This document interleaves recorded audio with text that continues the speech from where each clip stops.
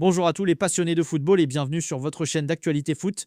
On commence notre voyage en Italie, théâtre d'un match qui restera dans les annales de la Serie A. Ce samedi, dans un Allianz Stadium en fusion, la Juventus a arraché la victoire face à l'Inter Milan sur le score fou de 4-3. Un scénario Hitchcockien, mais surtout une soirée qui a appartenu à une seule famille, les Thuram. Marcus pour l'Inter et Kefren pour la Juventus ont tous les deux marqué de la tête, offrant une image incroyable à leur père, Lilian, présent et ému en tribune. C'est seulement la troisième fois dans l'histoire du championnat italien que deux frères marquent dans le même match, une performance qui a mis leur nom au centre de toutes les conversations. Mais derrière cette belle carte postale familiale se cache une énorme polémique. Au moment où la VAR validait le but de la victoire pour la Juventus, les caméras ont capté un sourire échangé entre Marcus et Kefren, les maillots devant la bouche. Pour les supporters de l'Inter, ce geste a été perçu comme une provocation, une trahison, d'autant que Marcus n'avait pas célébré son propre but. La Gazzetta dello Sport rapporte que la direction de l'Inter n'a pas du tout apprécié cette scène, qualifiant l'attitude de non professionnelle. Kefren a tenté d'éteindre l'incendie après le match, expliquant que son frère le félicitait du regard, fier de lui malgré la déception. Mais le mal est fait. Alors que la Juve célèbre une victoire mémorable, l'Inter Milan, elle, sent monter une crise autour de son attaquant star. Une soirée qui résume parfaitement le football, du talent, du drame familial et une polémique qui fera couler beaucoup d'encre. Direction la France maintenant, où le Paris Saint-Germain a remporté son match face au RC Lens 2-0, mais a peut-être perdu bien plus. C'est une véritable hécatombe qui s'abat sur le club de la capitale à quelques jours de ses débuts en Ligue des Champions contre l'Atalanta. Déjà privé d'Ousmane Dembélé et de Désiré Doué blessés avec l'équipe de France, les Parisiens ont vu leur infirmerie se remplir à une vitesse folle.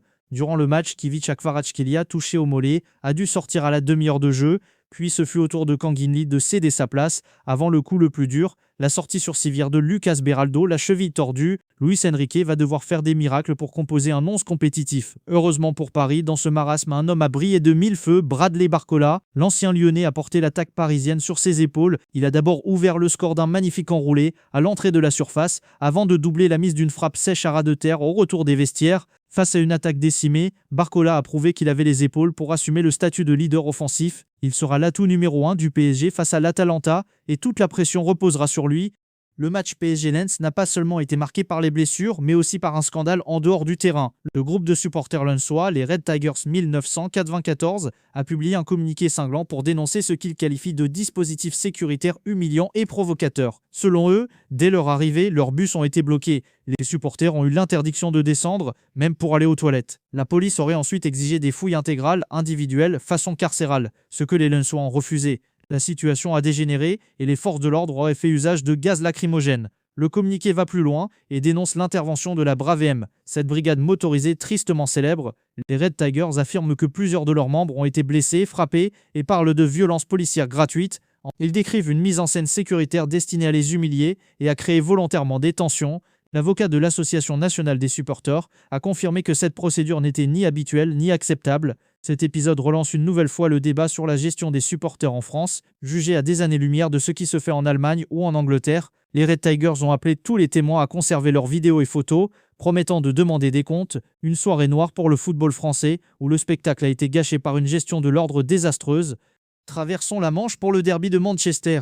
Et il n'y a pas eu de match. Porté par un Erling Haaland des grands soirs, auteur d'un doublé, Manchester City a humilié Manchester United 3-0 à l'Etihad Stadium. Phil Foden a ouvert le score de la tête avant que le cyborg norvégien ne scelle la victoire. Une démonstration de force qui plonge le voisin United dans la crise. L'entraîneur Ruben Amorim est plus que jamais en danger, avec seulement 8 victoires en 30 et un match de championnat depuis sa nomination et une 14e place au classement. Le Portugais est sur un siège éjectable. L'apathie de son équipe et les 230 millions d'euros dépensés cet été ne plaident pas en sa faveur. Pendant ce temps, en Espagne, ce n'est pas un club qui est en crise, mais tout l'arbitrage. Lors de la victoire du Real Madrid sur la pelouse de la Real Sociedad, l'expulsion jugée scandaleuse de Dean Huijsen a mis le feu aux poudres. Real Madrid TV a crié au scandale, qualifiant le championnat de honte. La direction madrilène aurait même menacé de porter plainte. Face à cette pression, le comité technique des arbitres a réagi. Selon la presse espagnole, l'arbitre de la VAR, Figueroa Vázquez, devrait être mis à l'écart pour ne pas avoir corrigé l'erreur de l'arbitre central, une affaire qui montre les tensions extrêmes qui règnent dans le football espagnol. Dans le même temps, le FC Barcelone,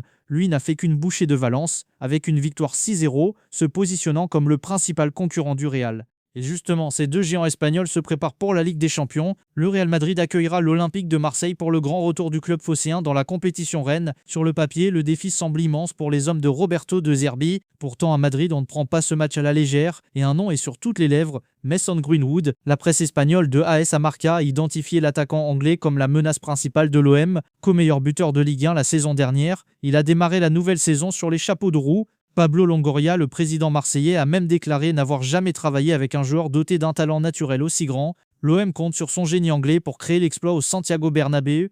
En bref, pour conclure, à Rennes, l'Olympique lyonnais s'est incliné 3-1 et crie au scandale arbitral après l'expulsion de Tyler Morton. Le match a surtout révélé un phénomène de 17 ans, Kader Meïté, auteur d'un doublé express pour Rennes, Georges Mikotadze, fraîchement transféré à Villarreal, est revenu sur son départ de Lyon, expliquant s'être sacrifié pour sauver le club qu'il aime. Une déclaration forte. Enfin, en Italie, les anciens coéquipiers rennais, Adrien Rabiot et Jonathan Rowe, se sont retrouvés face à face. Après leur violente altercation qui avait secoué la Ligue 1, leurs débuts ont été contrastés. Rabiot a été impérial pour sa première avec l'AC Milan, tandis que Rowe a été très discret avec Bologne. Le Français a pris sa revanche, du moins pour l'instant. Voilà, c'est tout pour ce résumé complet de l'actualité football de ce week-end incroyable. Ouais, n'oubliez pas de liker la vidéo si elle vous a plu, de vous abonner pour ne rien manquer et d'activer la cloche des notifications. C'était votre rendez-vous foot. À très bientôt sur notre chaîne.